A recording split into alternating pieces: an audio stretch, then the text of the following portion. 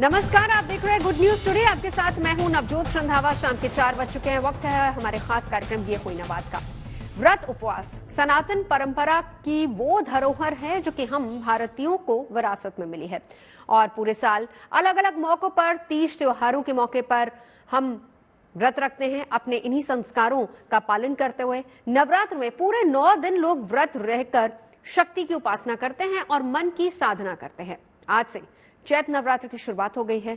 मां के मंदिरों से लेकर घरों में मां के जयकारे गूंज रहे हैं। तो शक्ति की आराधना और मन की साधना के इस पर्व पर आज बात उस विज्ञान की करेंगे जिसका कनेक्शन नवरात्र से है। उस उपवास को भी समझेंगे जिसके पीछे का विज्ञान हमारे नवरात्र को तमाम पर्वों से अलग बना देता है। उपवास को हमारे मनोविज्ञान पर क्या असर होता है ये भी हम जानने की कोशिश करेंगे। खास मेहमानों के साथ पूरा पैनल हमारे साथ होगा, लेकिन सबसे पहले आपको ये रिपोर्ट दिखाते हैं।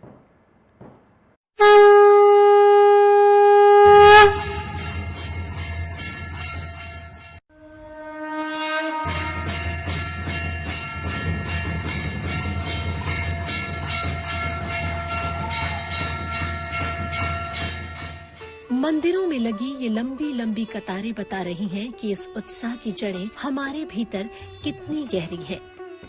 दरअसल नवरात्र केवल आस्था का पर्व नहीं है, ये हमारे संस्कारों और हमारे विचारों और मनोभावना की शुद्धि का यज्ञ भी है। नवरात्र को हम भले ही शक्ति की उपासना का पर्व मानते हो, लेकिन माँ दुर्गा के 9 रूप मानवता की ऐसी विराट अभिव्यक्ति है जिसकी मिसाल दुनिया में नहीं मिलती। माँ का शैलपुत्री रूप जहाँ भक्तों को सत्य पर अडिग रहने की शक्ति देता है, तो माँ ब्रह्मचारिणी भक्तों को संयम की सीख देती है। माँ चंद्रघंटा भक्तों के लिए संतुष्टि का संदेश है, तो माँ कुष्मांडा भयमुक्त होकर जीवन का मार्ग दिखाती है। माँ स्कंद माता की स्तुति सृजन और संजय की परिचायक है, तो वही माँ कात्यायनी की पूजा निरोगी होने का वरदान है। नवरात्रि में एक दिन माता कालरात्रि का भी आता है, जो नवरात्रि के 8वें दिन माता गौरी भक्तों को पवित्रता का आशीर्वाद देती है। माँ का सिद्धिदायत्री रूप सिखाता है कि कुशलता सफलता का सबसे बड़ा मंत्र है। इस तरह माता के रूप से उपजे संस्कार मनुष्य को वो आत्मबल देते हैं जिससे मनुष्य किसी भी कार्य को सिद्ध कर सकता है। कहते हैं कि 9 दिन तक माँ के लिए हमारा समर्पण जितना पवित्र और निश्चल होता है, माँ का आशीर्वाद हम पर उतना ही बरसता है। नवरात्र केवल शक्ति की उपासना तक सीमित नहीं है। उपासना भी नवरात्रि की वो साधना है, हमारे तन मन को पवित्र करती है। लोग नवरात्रि में सात्विक भोजन को करते हैं, लेकिन ये नहीं जानते कि नवरात्र में इस सादे का विज्ञान आखिर है क्या। अगर हम विज्ञान के दृष्टिकोण से समझें तो नवरात्रि का पर्व आता है ऋतु परिवर्तन के समय। महीने में जो नवरात्रि आती है, जिस महीने उसके बाद ऋतु परिवर्तन होता है, साल में मोटे तौर से 4 बार नवरात्रि आती है और चारों बार मौसम में परिवर्तन होता है। उस समय जब हम व्रत रखते हैं, उपवास रखते हैं, तो हमारा शरीर शुद्ध होता है, शरीर विषमुक्त होता है, शरीर ज्यादा स्वस्थ होता है। दरअसल चैत्र नवरात्र के महीने में ऋतुएं करवट लेती हैं और इसका असर प्राणी जगत पर भी पड़ता है। इसी वजह से पुरातन काल से ही चैत्र में संतुलित और सात्विक भोजन की परंपरा है, जो आज भी नवरात्र में उसी रूप में निभाई जाती है। ऋतुओं के संधि काल में जब ऋतु परिवर्तन हो रहा होता है, उस समय हमारा शरीर और हमारा मन दोनों बड़े सेंसिटिव होते हैं और दोनों में दिक्कत आने की संभावना होती है। इसीलिए इस समय को पवित्रता से रहने के लिए कहा गया, साधना करने को कहा गया, पूजा करने को कहा गया। आप ये सब ना भी करें। जब भी नवरात्रि आए केवल खान पान को पवित्र कर लें, अनाज खाना कम कर दें, फल और जल का प्रयोग करना शुरू कर दें और शांति पूर्वक अपने मन को शांत रखने का प्रयास करें, तो इससे भी आपके जीवन में बहुत सारे बदलाव हो सकेंगे। आयुर्वेदिक भी मानता है कि उपवास का अपना एक विज्ञान है। 9 दिनों का उपवास केवल हमारा चित्त शांत नहीं करता है, बल्कि हमें पहले से ज्यादा संयमित बनाता है। नवरात्रि के फास्ट के रिलीजियस मायने हैं, बट बहुत सारे साइंटिफिक इम्पोर्टेंस भी है। सो नवरात्रि का फास्ट अगर आप नोटिस करें तो हमेशा ये सीजन चेंज के वक्त आता है।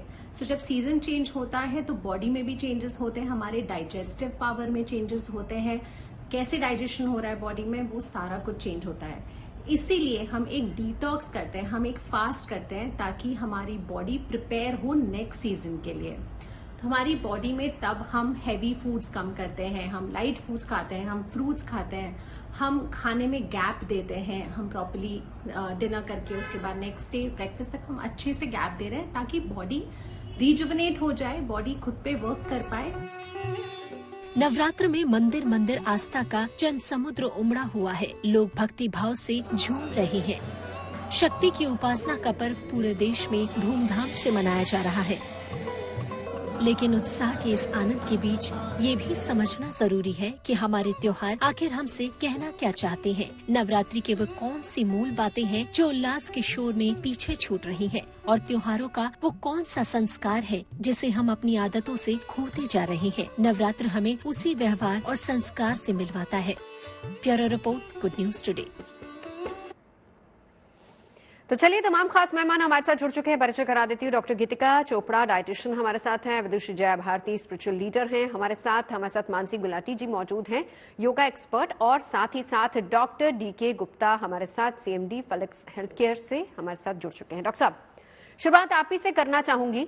देखिए, साइंस का भी अपना तर्क होता है और हमारे शास्त्र जो हैं वो भी किसी साइंस से कम नहीं है। हमारी जो परंपराएं हैं, हमारे जो व्रत है, तीज त्योहार हैं, वो भी कहीं ना कहीं साइड बाय साइड साइंस के साथ ही जुड़े हुए हैं। तो उपवास का नवरात्र कनेक्शन क्या है? डॉक्टर साहब, ऑडियो म्यूट है। नवजोत, पहले तो बहुत बहुत शुभकामनाएं आपको नववर्ष की, हिंदू नववर्ष की और नवरात्रि की। और मैं बोलूंगा उपवास का जो कनेक्शन है, बिल्कुल इस समय वेदर चेंज हो रहा होता है, ऋतु चेंज हो रही होती है, हिंदू नववर्ष चालू हो रहा होता है तो बहुत सारे बीमारियां इस समय बढ़ जाती हैं, बहुत सारे बॉडी में चेंजेस होते हैं। तो अगर बॉडी को हम डिटॉक्सिफाई कर दें और उसको फास्टिंग करें, उपवास रखें, तो बॉडी की जो स्ट्रेंथ है वो बढ़ जाती है, और जो नए ऋतु आ रही है उसके लिए अडेप्ट हो जाती है और अच्छे से।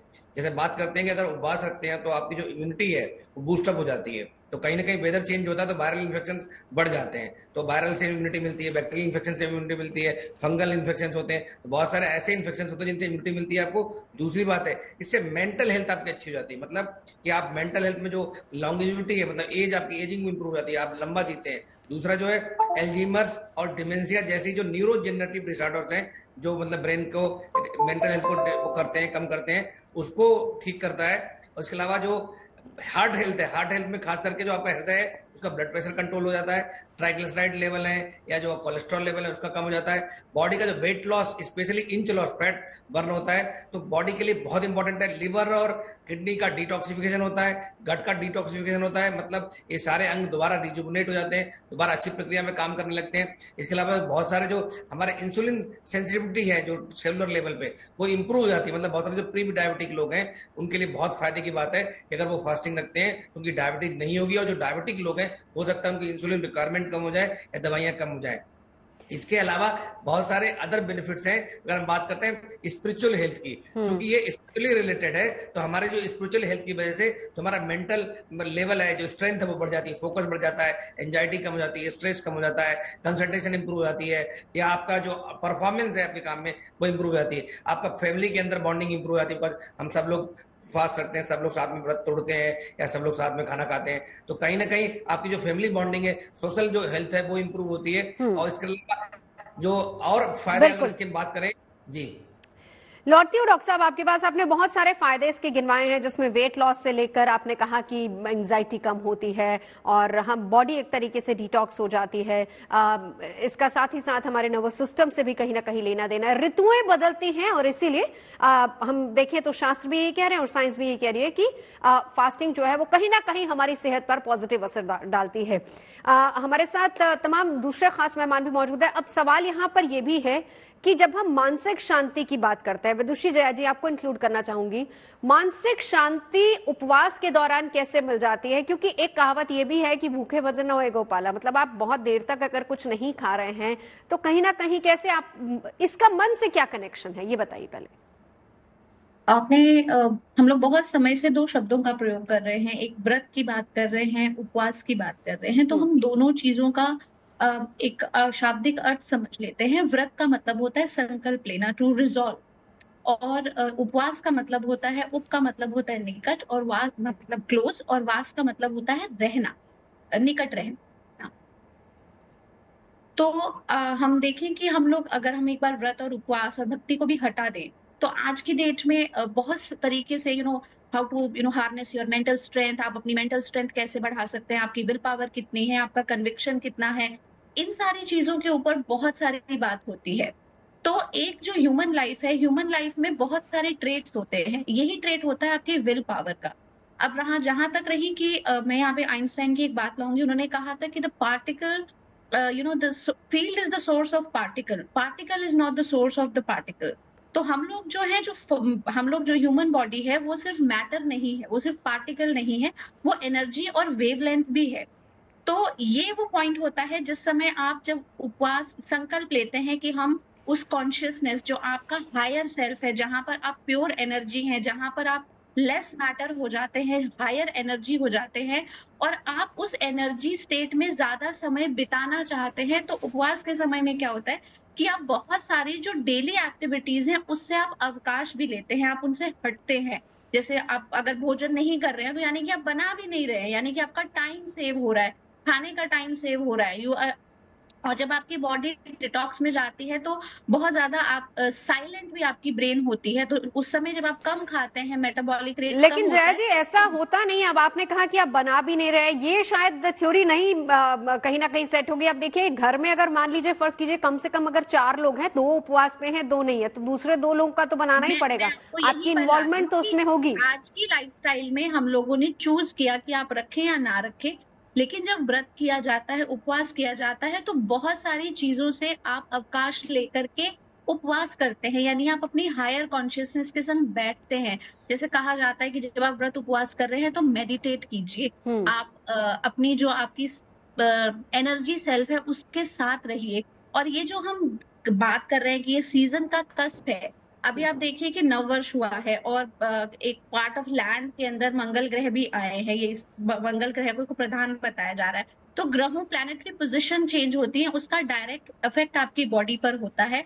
और इन प्लैनेटरी पोजीशंस में अगर आप ध्यान कर रहे हैं, मेडिटेशन कर रहे हैं, तो ऑब्वियसली आपका जो ब्रेन है, जो अदरवाइज जिसकी थॉट पर सेकेंड एक्टिविटी इतनी ज्यादा है, वो बहुत जल्दी कंपोजर और काम को एक्सेस कर सकता है। चलिए मैं लौटती हूँ आपके पास, एक बार गीतिका जी को इंक्लूड कर लेते हैं। गीतिका जी, अब आप एक डाइटिशियन भी हैं, जब हम व्रत की बात करते हैं, यहाँ पर पहला सवाल उन्हीं लोगों के लिए है जो पूरे 9 दिन तक व्रत कर रहे हैं। अब देखिए आजकल व्रत करने के तरीके बहुत बदल गए हैं। हम साइंस ये भी कहती है, जब हम कहते हैं कि इंटरमीडिएट फास्टिंग की बात करते हैं, वो भी वही चीज है कि आपकी बॉडी एक तरीके से डिटॉक्स होती है। लेकिन यहाँ पर हमारे शास्त्र और हमारा धर्म हमको बता रहा है कि देखिए 9 दिन तक अगर आप सात्विक रहेंगे या सही तरीके से एक समय खाएंगे तो वो भी आपकी शरीर और मन दोनों के लिए अच्छा है। तो आप क्या कहेंगी वो लोग जो कि 9 दिन तक व्रत कर रहे हैं, किस तरह का वो उपवास होना चाहिए?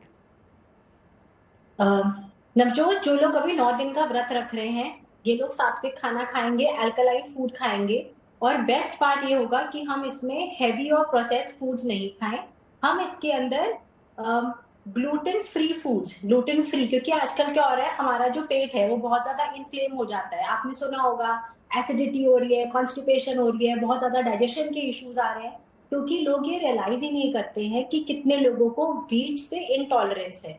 तो अगर हम सिंघाड़े का आटा देखें, कुट्टे का आटा देखें, या हम शक्कर, स्वीट पोटैटो जो होता है शकरकंदी, उसको देखें, राजगिरा जो एमरंथ का आटा होता है, राजगिरी, ये सब ग्लूटेन फ्री फूड्स हैं। तो हम क्या कर रहे हैं, हम व्हीट को थोड़ी देर के लिए ब्रेक देकर ग्लूटेन फ्री फूड्स को ऐड कर रहे हैं डाइट में। और कितनी ऐसी बॉडीज होती हैं जो लैक्टोज इंटॉलरेंट होती हैं, बट क्योंकि हमारी भागदौड़ वाली जिंदगी है, हम लोग ये रियलाइज नहीं कर पाते कि हमारी बॉडी में इतना रिफ्लक्स क्यों हो रहा है, हमें शाम तक हमारा चेहरा क्यों फूल जाता है, शाम तक हमारा पेट क्यों फूल जाता है, हमें इतना भारीपन, इतना थकान, इतनी स्टिफनेस क्यों होने लग जाती है। तो this is the best time in which you can detox your body, अपनी डाइजेस्टिव सिस्टम को थोड़ा काम करने दीजिए, लेट इट रिलैक्स, और आपकी बॉडी क्लेंस होगी through gluten free foods. So this we can do this now. अब इसी के साथ साथ ये भी बताइए क्योंकि कई लोग तो उपवास का मतलब ये समझ लेते हैं कि इट्स टाइम टू ईट, मतलब फ्राइड आलू चिप्स खा रहे हैं या फिर 2-3 बार खा रहे हैं, ये कह के कि हम उपवास पे हैं। ऐसी बहुत सारी चीजें मार्केट में भी अवेलेबल होती हैं इस दौरान, तो वो कितनी आपकी हेल्थ के लिए सही है? मैं रिकमेंड करूंगी कि अगर आपको आलू के चिप्स खाने का मन है तो हम उसको एयर फ्रायर में बना सकते हैं, फ्रेंच फ्राइज को। और अगर आपको टिक्की खाने का मन है तो हम किसी चीज को मना नहीं करते हैं, हम टिक्की को नॉन स्टिक तवा पे बनाएंगे। और जो प्रोसेस्ड फूड्स हैं और जो हेवी फूड हम खाना चाहते हैं, हमें उसको बिल्कुल अवॉइड करना चाहिए, क्योंकि जैसे मैंने आपको बोला बहुत ज्यादा एसिडिटी और रिफ्लक्स के केसेस हो रहे हैं कि लोग कहते हैं कि खाना मुंह को आ रहा है। तो हमें ये सब चीजों को अवॉइड करके लाइट खाना खाना चाहिए। आप फूड को बेक कर सकते हैं, नॉन स्टिक तवे पे उसको बना सकते हैं। हाँ। तो इससे मैं डिफरेंट मील्स के बारे में भी आपसे जानना चाहूंगी, लेकिन योग बहुत जरूरी है क्योंकि व्रत के टाइम मानसी जी, मानसिक शांति अगर आपको नहीं मिली तो शायद उस उपवास का आप सीधे फायदा नहीं ले पाएंगे। डॉक्टर साहब ने बड़ी अच्छी बात शुरुआत में कही थी कि देखिए ये वक्त ऐसा होता है जिस वक्त आप अपने माइंड को रिलैक्स, माइंड को डिटॉक्स कर सकते हैं, तो उसके लिए योग कितना फायदेमंद होता है? बिल्कुल, योग आपकी बॉडी को डिसिप्लिन में रखने के लिए है and fasting is very important अपने बॉडी को डिसिप्लिन में रखने के लिए, क्लेंजिंग के लिए, डिटॉक्सिफिकेशन के लिए इट इज रियली इंपॉर्टेंट। तो योग इज नॉट लाइक कि हमने सेट ऑफ एक्सरसाइजेस कर ली, set of exercises with proper coordination of your breath, it help to increase blood circulation and it is excellent for stimulating your nerves also. तो बिल्कुल नवरात्रों के समय में सबको हार्दिक शुभकामनाएं, और मैं सबसे रिक्वेस्ट करूंगी, आग्रह करूंगी, अपने आप को स्वस्थ रखना है, हमें निरोग रखना है, उसके लिए योग करना बहुत जरूरी है। कोशिश करिए, मेडिटेशन करिए, इस समय में ध्यान करिए, क्योंकि जिस हिसाब से आप बोल रहे थे ध्यान, योग का मतलब ध्यान ही है, योग का मतलब आसन नहीं है, ध्यान करने को ही योग बोलते हैं। तो योग करना इस समय में बहुत जरूरी है, रोज योग करिए। बिल्कुल, कोई एक आसन अगर आप हमें बताएं, क्योंकि प्राणायाम सबसे बड़ा है जिसमें हम मानसिक शांति हमको मिलती है, तो एक प्राणायाम कोई भी जो इस दौरान किया जा सकता है। बहुत सिंपल सा क्रिया मैं बताऊंगी, बहुत ही सिंपली, इसमें ज्यादा एनर्जी, बहुत आपको एनर्जी मिलेगी एंड आप बहुत पॉजिटिव भी रहेंगे। सिंपली इसको हम महाक्रिया बोलते हैं। इसको एम्प्टी स्टमक, बिकॉज वैसे ही खाना नहीं खाया, तो इसको कर सकते हैं, ये बहुत अच्छा रहता है। इंटरलॉक करिए अपने हाथ को, नेवल के बिल्कुल पास रखिए, गहरी सांसें लीजिए, इनहेल करिए, एक्सहेल करिए। इनहेल कर रहे हैं, अपनी बॉडी को पूरी तरह एक्सपैंड कर रहे हैं, एक्सहेल कर रहे हैं, कॉन्ट्रैक्ट कर रहे हैं। Inhale more positivity, exhale all negativity, slowly come forward and forceful exhalation through your mouth, very slowly come up.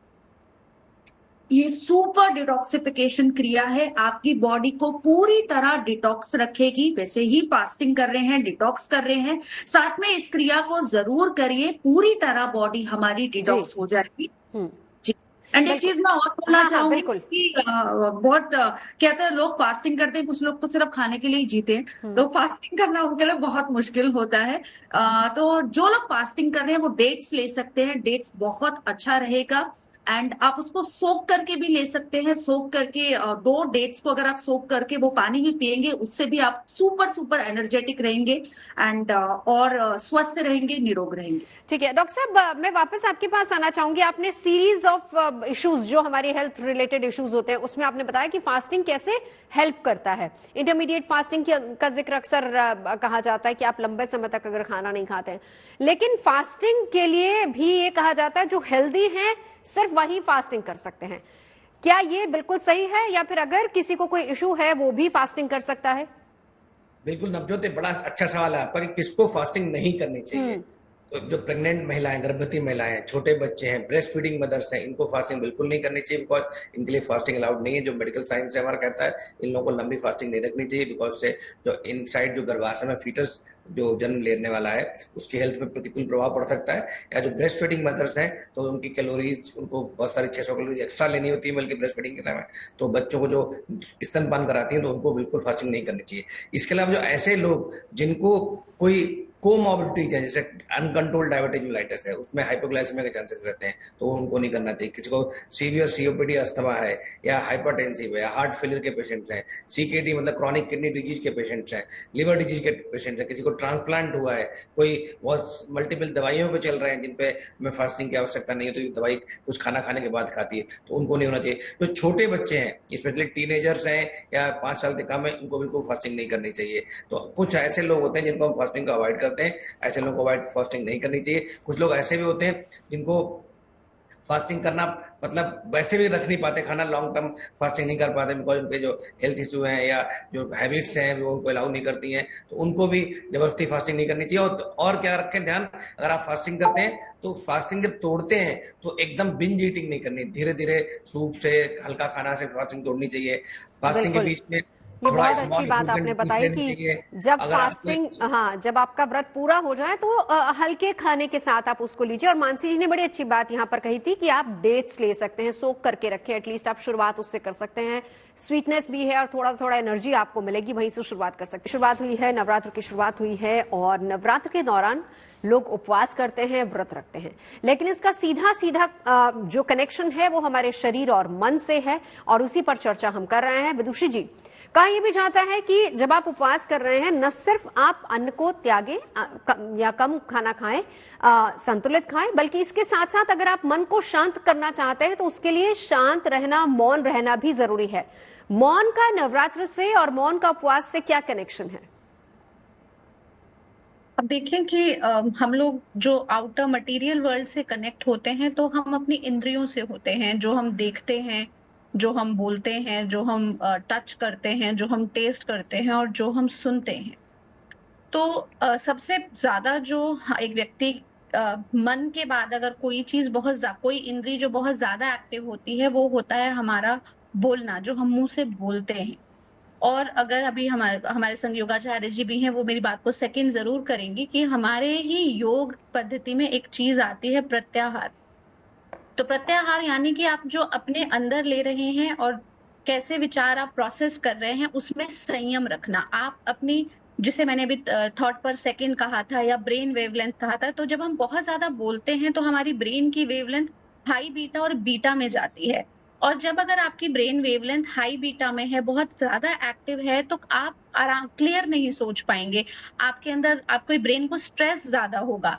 लेकिन जैसे ही आप बोलना कम करते हैं तो आपके ब्रेन की जो इंफॉर्मेशन प्रोसेसिंग है वो कम हो जाती है। पहले आपकी बॉडी शांत होती है, आपका मुख शांत होगा, मुख से आपका बॉडी शांत होगी और उसके बाद आपका मन शांत होगा, आपके अंदर धीरे धीरे क्लैरिटी आएगी और उसके बाद आप जहां भी फोकस करना चाहते हैं आप फोकस कर पाएंगे।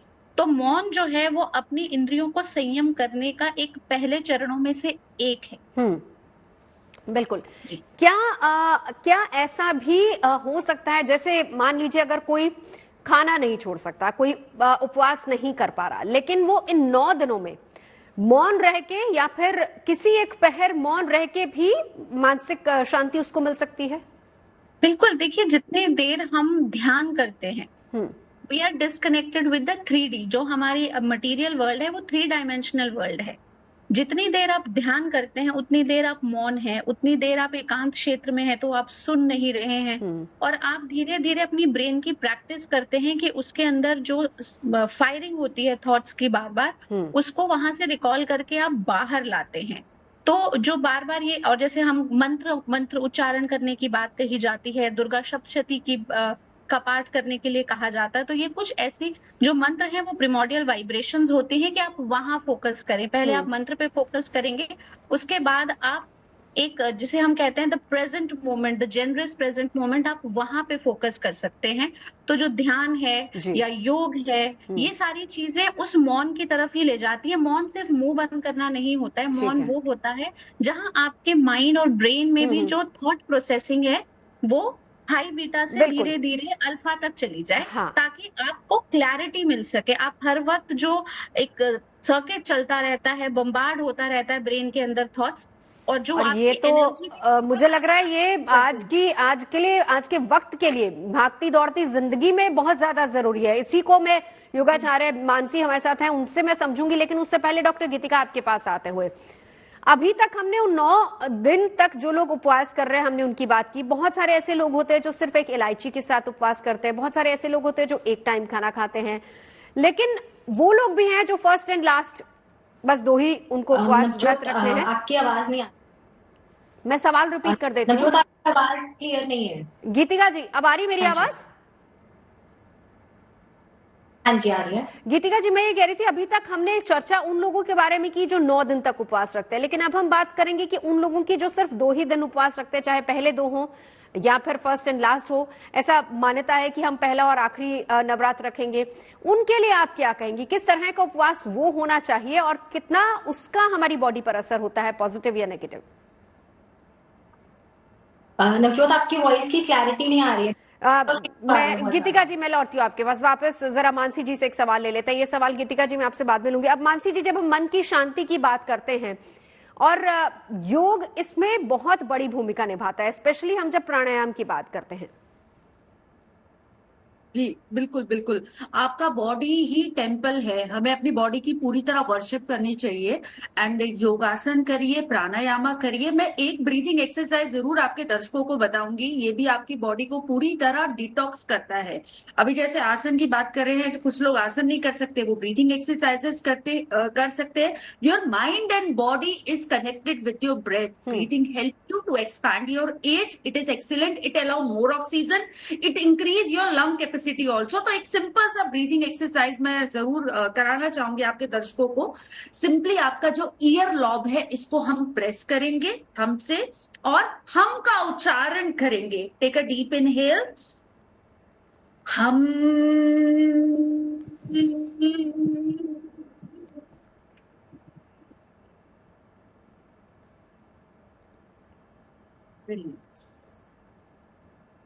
Relax yourself, it is excellent. ये आपके माइंड को पूरी तरह काम रखता है। भ्रामरी क्रिया बहुत अच्छा रहता है। जिस तरह से माइंड अगर आपका स्ट्रांग है तो आप वीक बॉडी को भी संभाल सकते हैं। तो मेंटली स्ट्रांग रहना है आपको, तो इस क्रिया को जरूर करिए। एंड जिस तरह से आप मेडिटेशन की, मौन की बात कर रहे थे, तो विपासना भी हम करते हैं। विपासना भी बहुत अच्छा रहता है। इट इज लाइक सिंपली अपनी बॉडी को डिटॉक्स करने के लिए, क्योंकि हम 1 मिनट में पता नहीं कितनी चीजें सोच रहे हैं। अपने माइंड को पूरी तरह कंट्रोल करने के लिए अच्छा है मौन रखिए, फास्टिंग करिए। फास्टिंग भी बहुत अच्छा रहता है डिटॉक्स करने के लिए। और हमारी संस्कृति, नवरात्रि बहुत अच्छा है, हम अपनी हिंदू संस्कृति से मिलते हैं। अभी आप देखिए कोई मंदिर नहीं जाता है तो ये अच्छी बात है। इस दौरान हम अपनी संस्कृति से भी मिलते हैं। बिल्कुल, और जैसा विदुषी जी ने कहा है कि हमारे माइंड में जो थॉट्स की बॉम्बार्डिंग होती रहती है वो कहीं ना कहीं कंट्रोल हो जाती है। गीतिका जी मेरी आवाज आप तक आ रही है? नेटवर्क इशू बहुत ज्यादा आ रहा है। Network issue. मैं सिंपल सा आपसे एक सवाल छोटा सा आपसे जानना चाहूंगी, क्या डाइट नवरात्र के दौरान होनी चाहिए सुबह से शाम तक? अगर आप बता पाए किस समय, किस पहर क्या कुछ हम खा सकते हैं और क्या अवॉइड करना चाहिए डाइट? ऑल्टरनेट नंबर अभी चलिए गीतिका जी, जब तक आपसे संपर्क हम साधेंगे, एक बार मैं डॉक्टर साहब से बात कर लेती हूँ। डॉक्टर साहब देखिए, ये तो बात हुई हमारी संस्कृति की, हम नवरात्र पर उपवास कर रहे हैं, लेकिन अदरवाइज भी क्या आप रिकमेंड करेंगे? अदरवाइज अगर हमारे तीज त्योहार पर्व नहीं है तो क्या हमारा डाइट प्लान होना चाहिए, पहली बात, और क्या हम उपवास कर सकते हैं या नहीं, और वो किस तरह का होना चाहिए?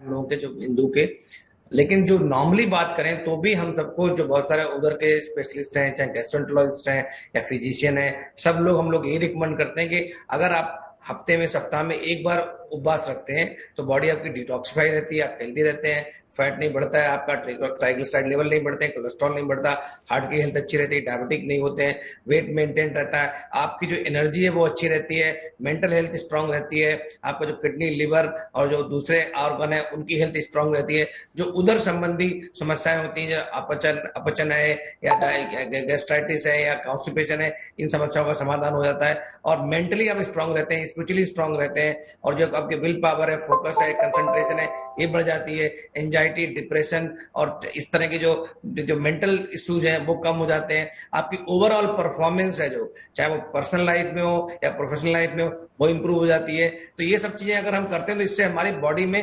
डिटॉक्सिफाई होती है, ये 360 डिग्री हेल्थ को बढ़ावा देती है, मतलब आप स्पिरिचुअली, मेंटली, फिजिकली फिट रहते हैं और आप अपनी लाइफ में एक्सेल करते हैं।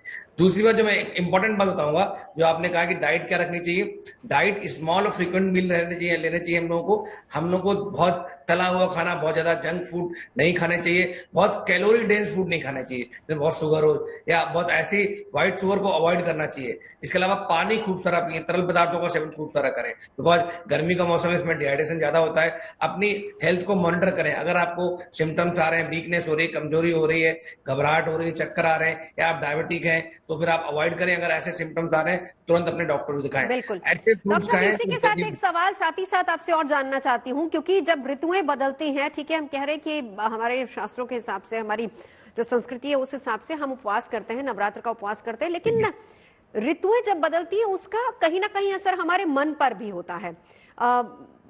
कोई व्यक्ति बहुत ज्यादा सैड हो जाएगा या फिर स्ट्रेस लेवल कहीं का बढ़ जाता है। इसको रोकने के लिए, इसके लिए क्या करना चाहिए? देखिए, जब भी ऋतुएं बदलती हैं, सीजनल वेरिएशन होते हैं, तो हम सबकी एक प्रकृति होती है जो आयुर्वेद में जिसको डिफाइन किया गया कि बातज, पित्तज, कफ, तीनों तरह के लोग होते हैं। उन प्रकृति के हिसाब से लोगों पे ऋतुओं का प्रभाव पड़ता है, उनकी हेल्थ का प्रभाव पड़ता है। इस समय वायरल इन्फेक्शन बढ़ जाते हैं, बहुत सारे जो फूड पॉइजनिंग है वो बढ़ जाती है। इस समय जो बैक्टीरियल इन्फेक्शन है, टाइफाइड है, कॉलरा है, इस तरह के इन्फेक्शन बढ़ जाते हैं। इवन डिहाइड्रेशन है, गैस्ट्रोएंटेराइटिस, हेपेटाइटिस, जॉन्डिस जैसी बीमारियां बढ़ जाती हैं। तो कहीं ना कहीं ऋतुओं के बदलने के समय अपने हेल्थ का हमें बहुत ध्यान रखना चाहिए, खान पान का ध्यान रखना चाहिए, बाहर जाके खुला खाना ना खाएं, खासकर जो डेयरी प्रोडक्ट्स हैं, जो ऐसे हैं, जो आइसक्रीम है या जो दूध से बनी मिठाइयां हैं, उनको खुले में रखें, उनको नहीं खाना चाहिए। फूड पॉइजनिंग की संभावना या डिसेंट्री, गैस्ट्रोएंटेराइटिस इसकी संभावना बढ़ जाती है। तो जब भी ऋतुएं बदलती हैं तो कहीं ना कहीं हमारी लाइफस्टाइल में भी चेंजेस होते हैं। वो मैं चाहे वो उपवास रख के करना हो, चाहे एक्सरसाइज करनी हो, चाहे योगा करना हो, चाहे मेडिटेशन करना हो या डाइट पे ध्यान रखना हो, इस तरह से हमें अपनी बॉडी को ऋतु के हिसाब से बैलेंस करना पड़ता है। और कुछ चीजें जिनका परहेज करना है, जैसे बाहर का खाना, तला बुला खाना या बहुत लॉन्ग फास्टिंग करना, ये सब चीजें अवॉइड करनी चाहिए। जी, लॉन्ग फास्टिंग भी ठीक नहीं होती। विदुषी जी, अब यही बात है कि मूड स्विंग्स बहुत ज्यादा होते हैं, ऋतुएं जब बदलती हैं, चाहे सर्दी से गर्मी या फिर गर्मी से सर्दी हम जा रहे हैं, हम फास्टिंग कर लेते हैं, शरीर डिटॉक्स हो जाता है। मन को डिटॉक्स करने के लिए आपने कहा कि योग बहुत अच्छी चीज है, मन शांत रखने के लिए आप मौन भी रह सकते हैं, लेकिन इसी के साथ साथ जब हम मूड स्विंग्स की बात करते हैं ऋतु चेंज होने के दौरान, उस समय क्या किया जा सकता है? आप देखिए तो ट्रेडिशनल जो मेथड्स हैं, जो हमारे पूर्वजों ने, विद्वतजनों ने इसको, these are time tested methods जो टाइम टू टाइम हमें बताए जाते हैं। आप नवरात्र को देखें तो ये एक ऐसा व्रत है जिसमें टोटली आपका जो खान पान है आपको 9 दिनों के लिए चेंज किया जाता है। तो इट चेंजेस। आप बहुत सारे यहाँ पे मेडिकल एक्सपर्ट्स बैठे होंगे, वो ये भी बताएंगे कि आपके गट में जो माइक्रोबायोटा है वो भी आपके मूड को प्रभावित करता है, कि आपका जो गट बैक्टीरिया है वो भी आपके मूड को और आपके हार्मोन्स को इफेक्ट करता है। हम बात कर रहे हैं व्रत उपवास की, हम यहाँ पर बोल रहे हैं कि आप ग्लूटेन नहीं खाएंगे, आप हैवी भोजन नहीं करेंगे, आप इस बीच में गार्लिक, अनियन भी छोड़ देते हैं, आप अलग तरीके के ग्रेन्स खा रहे हैं, अलग तरीके का खाना खा रहे हैं, कुछ चीजें बिल्कुल छोड़ रहे हैं। और ऐसा नहीं है कि आप पूरा टाइम भूखे रहें। जो लोग टोटल उपवास करना चाहते हैं, जो जल और फल पे रह सकते हैं, वो रहते हैं। और अगर आप जल और फल पर नहीं रह सकते हैं, उसके बावजूद भी अगर आप सिर्फ अपने जो ग्रेन्स हैं, अपने आटे हैं, सिर्फ उनको ही बदल रहे हैं, तो भी आपके जो पूरी बायोलॉजी है और आपका जो माइंड एंड ब्रेन है, उसमें भी ये चेंज ऑफ डाइट जो है इस ऋतु परिवर्तन के टाइम पे इफेक्ट करती है। कहीं ना कहीं जो हम खाते हैं, बिल्कुल जया जी, जो हम खा रहे हैं उसका कहा जाता है कि मन पर भी पूरा असर होता है। मैं लौटती हूँ आपके पास, जरा गीतिका जी आ चुकी है। गीतिका जी, आवाज आ रही मेरी आप तक? हाँ जी, ठीक है। गीतिका जी, सवाल सीधा ये है कि जो लोग उपवास कर रहे हैं या फिर जो लोग नहीं कर रहे हैं, क्योंकि ऋतु परिवर्तन भी हो रहा है, इस दौरान एक आइडियल डाइट क्या रहनी चाहिए, क्या खाया जा सकता है, कब किस वक्त, आप जरा डिटेल में अगर बताएं तो। इसमें हम स्टार्ट करना चाहिए हमें सुबह सुबह डिटॉक्सिफिकेशन से, क्योंकि बहुत ज्यादा इंपॉर्टेंट होती है वो। आप सुबह गुनगुने पानी में सिनेमन पाउडर डाल के और कुछ नींबू के निचोड़ कर you can have that in the morning. आपको ब्रेकफास्ट जो होता है हमेशा किंग साइज ब्रेकफास्ट करना चाहिए, जिसके अंदर आप स्टफ्ड रोटी या फिर आप डोसा ये ले सकते हैं। साथ में आप कोई दाल ले लीजिए। अदरवाइज अगर आपको लग रहा है कि आपको बहुत जल्दी वाला करना है तो आप बढ़िया सा आप शेक बना के पी सकते हैं। जैसे उसके अंदर आपने बनाना डाल दिया या शकरकंदी डाल दी और दूध डालकर उसको चर्न कर एक बढ़िया सा शेक बना के पी सकते हैं। उसके अंदर आप मिक्स सीड्स डाल दीजिए, मखाने डाल दीजिए, तो वो कैल्शियम विटामिन सब रिच वो हो गया आपका शेक। फिर आप मिड मील में आप नारियल पानी ले सकते हैं, क्योंकि जो गैस्ट्रिक बॉडी बहुत ज्यादा बढ़ती जा रही है, लोगों को बहुत ज्यादा गैस होने लग गई है, उनको बहुत ज्यादा कॉन्स्टिपेशन की दिक्कत होने लग गई है, डाइजेशन की दिक्कत बहुत ज्यादा होने लग गई है। तो मैं सजेस्ट करूंगी कि लोगों को अपनी डाइट में प्रोबायोटिक जरूर ऐड करना चाहिए। तो हम स्ट्रॉबेरी की लस्सी बना के पी सकते हैं, जिसके अंदर आप स्ट्रॉबेरी लीजिए, दही लीजिए, थोड़ा सा चिया सीड्स या सब्जा के बीज डालकर इसकी लस्सी पीजिए। कुछ लोगों को जिनको मैंगो पसंद है वो मैंगो की लस्सी भी ले सकते हैं। लंच में आप रोटी सब्जी खाइए, चावल खाइए जैसे आप खाते हैं। शाम को फिर आप क्या करिए, हमें फ्रूट जरूर ऐड करना है। हमने अभी तक दिन भर में फ्रूट ऐड नहीं किया है, जो सीजनल फ्रूट है उसको जरूर ऐड करिए। डिनर हमें अपने लाइट रखना चाहिए, क्योंकि आप हैवी डिनर लेंगे तो आपकी जो डाइजेस्टिव ट्रैक है उसको लोड पड़ेगा।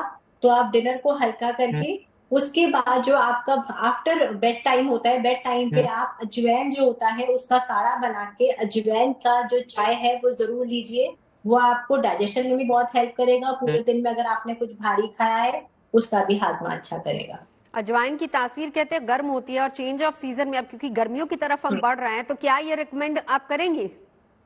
बट इन दैट केस हम सिर्फ 1/4 चम्मच लेंगे अजवाइन को। और कई लोगों को अजवाइन बहुत ज्यादा सूट करती है। अगर किसी को अजवाइन नहीं सूट कर रही है, आप सिंपल गुनगुना पानी के अंदर नींबू डाल के ले सकते हैं। बिल्कुल। मानसी जी, खाने का बहुत ज्यादा मन के साथ भी कनेक्शन है।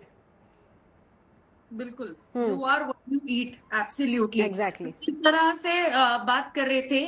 सात्विक भोजन का आहार करते हैं हम नवरात्रों में, एंड सात्विक भोजन बहुत अच्छा रहता है, आपके माइंड को पूरी तरह काम रखता है। इस टाइम पे हमें अवॉइड करना चाहिए राजसिक तामसिक, जो आपको लथार्जिक बनाता है, यू नो लाइक एंग्री भी हो जाते हैं, जिस तरह से आप मूड स्विंग्स की बात कर रहे थे। तो सात्विक भोजन का आहार करना, फलाहार करना बहुत अच्छा रहेगा, आपको सुपर एनर्जेटिक रखेगा, पॉजिटिव रखेगा। जमीन के ऊपर के जितना भी फूड रहता है वो वैसे ही आपको काम रखता है। तो नवरात्रि में एक चीज में और इम्पोर्टेंट है, पानी को प्लीज पानी पीते रहिए, अपनी बॉडी को हाइड्रेटेड रखिए, कोशिश करिए हर 1 घंटे में 1 गिलास पानी पीजिए, एंड इसी तरह से अपने आप को स्वस्थ रखिए। नवरात्रों की ढेर सारी शुभकामनाएं आपको, फिर से आपके सभी दर्शकों को। बिल्कुल डॉक्टर साहब, एक और सवाल बहुत अहम है, वो ये है कि लोगों के मन में ये भी एक बड़ा मिथ रहता है कि अगर हम उपवास कर रहे हैं तो हम जो normal day to day life की हमारी मेडिसिन हैं, जो जरूरी मेडिसिन होती हैं, वो हम नहीं खा सकते।